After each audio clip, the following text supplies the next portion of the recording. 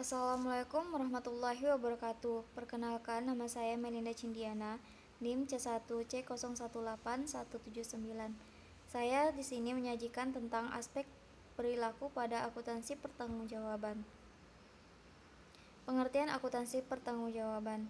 Akuntansi pertanggungjawaban merupakan istilah yang digunakan dalam menjelaskan akuntansi, perencanaan serta pengukuran dan evaluasi kinerja organisasi sepanjang garis pertanggungjawaban.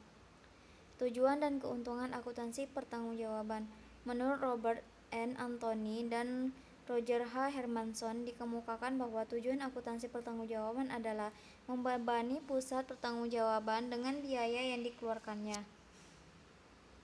Fungsi akuntansi pertanggungjawaban: yang pertama, penilaian kinerja pusat pendapatan; yang kedua, penilaian kinerja pusat biaya; yang ketiga, penilaian kinerja pusat laba; dan yang terakhir, penilaian kinerja pusat investasi. Kegunaan akuntansi pertanggungjawaban bagi manajemen. Yang pertama, informasi akuntansi pertanggungjawaban sebagai dasar penyusunan anggaran. Yang kedua, informasi akuntansi pertanggungjawaban sebagai penilaian kinerja manajer pertanggungjawaban. Dan yang terakhir, informasi akuntansi pertanggungjawaban memungkinkan pengelolaan aktivitas. Jenis-jenis tingkat pertanggungjawaban. Yang pertama, pusat biaya; yang kedua, pusat pendapatan; yang ketiga, pusat laba; dan yang keempat, pusat investasi.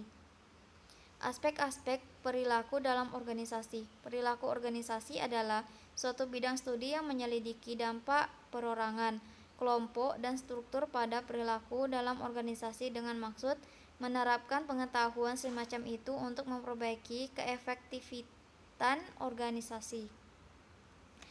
Asumsi keperilakuan dari akuntansi pertanggungjawaban. Yang pertama, manajemen berdasarkan perkecualian, yaitu adanya kecukupan kontrol operasi yang efektif. Yang kedua, manajemen berdasarkan tujuan. Yang ketiga, kesesuaian antara jaringan pertanggungjawaban dan struktur organisasi.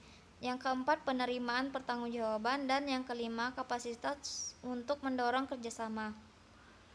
Korelasi jenis-jenis pusat pertanggungjawaban dengan struktur organisasi. Yang pertama, vertikal struktur. Organisasi dibentuk berdasarkan fungsi-fungsi yang ada. Yang kedua, horizontal struktur. Organisasi dibentuk berdasarkan area geografis.